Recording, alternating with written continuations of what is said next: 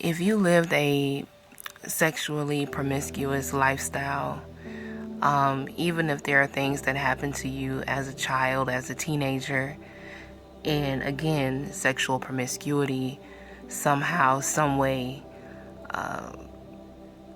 was was involved in your life, there's going to be times when you may run into someone who is connected to those people. There may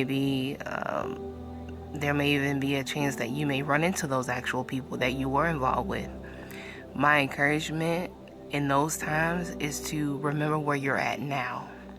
Don't dwell on the past, because it happened. You can't unsex somebody. Okay, you can't just unsex them. Like, you know what? I'm gonna take my sex back. Someone told me that. Someone was like, "Girl, I be taking it back. I be telling them, oh no, I didn't have sex again." I'm like, you can't do that. You can't unsex somebody. And the thing about sex is that when you have sex, you join into a covenant with that person. A covenant.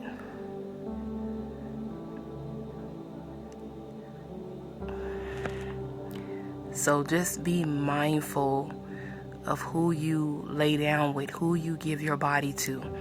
And yeah, I had a very, very sexually promiscuous teenage time.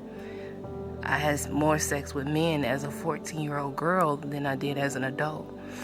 And that's not something that I brag about. It is what it is.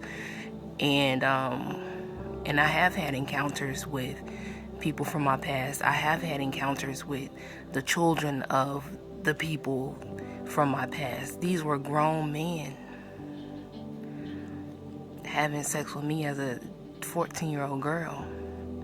In some way, somehow, God allowed me to some way help these individuals, even if it was just like helping their children.